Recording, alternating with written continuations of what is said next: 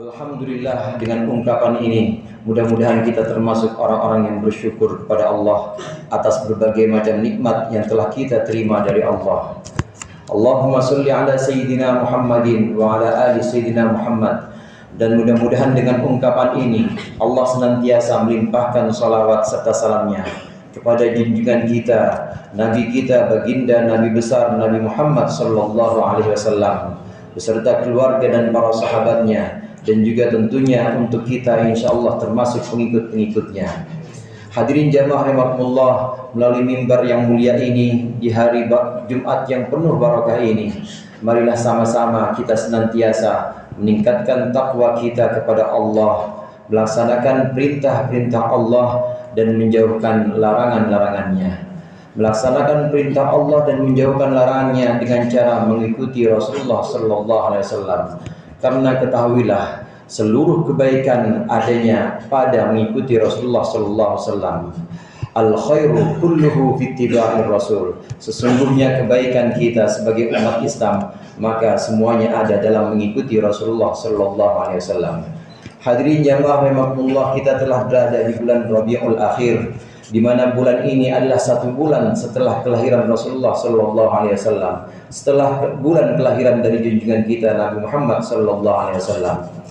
Mengingat sedikit tentang pribadi Rasulullah Nabi Muhammad sallallahu alaihi wasallam adalah orang yang mengajarkan kita ajaran-ajaran Islam, dan di antara ajaran-ajaran Islam yang paling pokok dan merupakan amal ibadah kita setiap hari adalah sholat.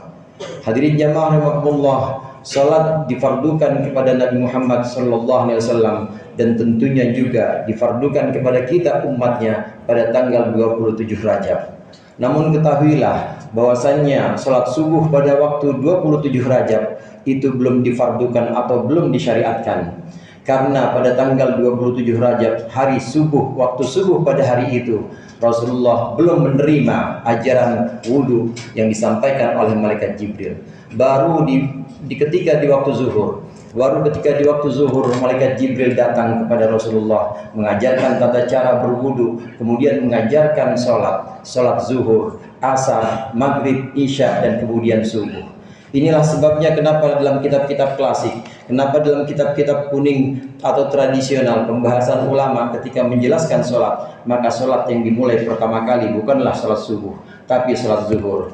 Ini lantaran malaikat Jibril pertama kali mengajarkan kepada Rasulullah berwudu, tata cara melaksanakan sholat, syarat-syaratnya dengan menghilangkan hadas kecil, bersih dari najis dan juga lain sebagainya. Ini baru diajarkan ketika zuhur di tanggal 27 Rajab itu. Hadirin jamaah rahimakumullah, dari riwayat ini kita bisa belajar bahwasannya Rasulullah Nabi Agung dan pemimpin kita melaksanakan ajaran-ajaran Islam itu tetap menuruti perintah atau tetap mengikuti satu panduan. Ini menunjukkan orang sekelas Rasulullah yang demikian tinggi derajatnya tetap membutuhkan guru, tetap membutuhkan seseorang yang membimbingnya. Memang ada beberapa kesempatan bahwasannya Allah memberikan perintah atau wahyu langsung kepada Nabi Muhammad sallallahu alaihi wasallam. Namun ada juga beberapa bagian dalam sejarah, beberapa bagian dalam ajaran Islam yang harus melalui perantara malaikat Jibril. Ini menunjukkan bahwasannya kita, setinggi apapun derajat kita, maka kita perlu juga berguru, perlu juga kita mengambil satu orang guru untuk kita jadikan sebagai sanad. Ini pelajaran yang bisa kita ambil. Hadirin jamaah rahimakumullah, terkait dengan ini, satu waktu malaikat Jibril juga pernah datang kepada Nabi Muhammad sallallahu alaihi wasallam, tapi tidak untuk mengajarkan wudu, tidak untuk mengajarkan sholat 5 waktu. Malaikat Jibril datang kepada Nabi Muhammad membawa 3 pesan.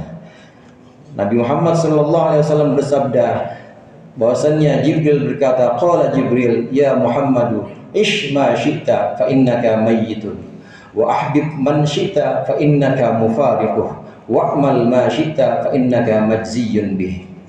Wahai Muhammad, kata malaikat Jibril kepada Nabi Muhammad, isma syi'ta fa innaka mayyitun, hiduplah sesukamu karena engkau pasti akan mati.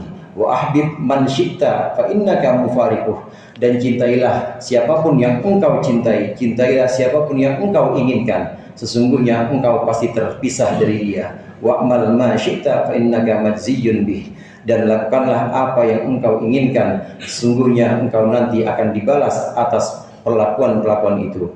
Hadirin jamaah rahimakumullah, hadis ini juga mengajarkan kepada kita bahwasannya malaikat Jibril kembali mengajarkan lagi kepada Nabi Muhammad, dan Nabi Muhammad mengajarkan lagi kepada kita pesan-pesan yang tiga ini. Yang pertama, hiduplah kita sesuka hati kita, karena sesungguhnya sepanjang apapun hidup pasti kita akan mati.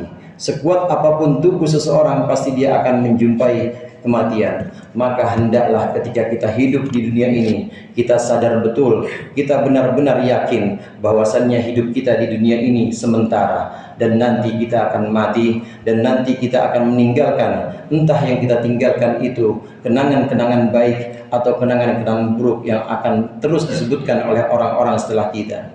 Kemudian selain itu hadirin, seseorang akan mati sesuai dengan cara hidupnya. Satu makalah mengatakan, yamutul mar'u ala ma 'asha 'alaih wa yub'atsu ala ma mata 'alaih. Seseorang akan Allah matikan sesuai dengan cara dia hidup. Kita yang cara hidup kita adalah mendekatkan diri kepada Allah. Kita yang cara hidup kita adalah terbiasa dengan beribadah, terbiasa dengan amal soleh, maka insya Allah kematian kita adalah ketika kita melaksanakan amal soleh, atau minimal ketika kita berniat untuk melaksanakan amal soleh. Demikian juga naudzubillah, seseorang yang ketika kehidupannya, kebiasaannya adalah kebiasaan buruk, dan nanti dia akan dimatikan dalam kebiasaan buruk itu. Oleh karenanya, biasakanlah diri kita untuk melakukan kebaikan-kebaikan, sehingga kita termasuk orang-orang yang nantinya akan Allah matikan sesuai dengan kebiasaan-kebiasaan kita. Kemudian yang kedua, kata malaikat Jibril kepada Nabi Muhammad, cintailah siapapun, maka sesungguhnya engkau akan terpisah darinya. Hadirin jamaah rahimakumullah, siapapun yang kita cintai, tidak akan ada yang mau menemani kita nanti di kuburan. Siapapun yang akan kita cintai, pasti dia akan terpisah dengan kita. Mungkin kita yang terpisah mendahului dia, atau mungkin dia yang mendahului kita. Rasulullah SAW senada dengan ini mengatakan, ahbib habibaka haunamma asa ayyakuna baghidaka yaumamma. Cintailah kekasihmu biasa-biasa saja, karena sesungguhnya satu waktu dia pasti akan menjadi orang yang engkau benci. Karenanya cinta tidak dilarang dalam Islam, namun hendaknya cinta ini cinta yang biasa-biasa saja, cinta yang tidak sampai di hati. Boleh kita cinta, tapi cinta kita hanya kepada Allah, karena sesungguhnya yang tidak terpisah dari kita kapanpun dan dimanapun hanyalah Allah Subhanahu wa Ta'ala. Kemudian yang ketiga, kalau kata malaikat Jibril kepada Nabi Muhammad, wa'mal ma syi'ta fa innaka majziyun bih, dan berbuatlah sesukamu, sesungguhnya engkau nanti akan diberikan pembalasan. Hadirin jamaah rahimakumullah, perbuatan-perbuatan baik kita nanti akan dibalas dengan kebaikan. Perbuatan-perbuatan buruk kita juga akan dibalas dengan keburukan. In khairan fa khairun wa in syarran fa syarrun. Jika baik akan Allah balas baik, jika buruk akan Allah buruk. Faman ya'mal mithqala dzarratin khairan yarah wa may ya'mal mithqala dzarratin syarran yarah. Barang siapa yang melaksanakan hanya seberat biji sawi saja kebaikan, maka dia akan melihat hasilnya, melihat balasannya. Dan barang siapa yang melaksanakan keburukan meskipun hanya seberat biji sawi, maka dia akan melihat keburukan-keburukan itu menjadi balasannya.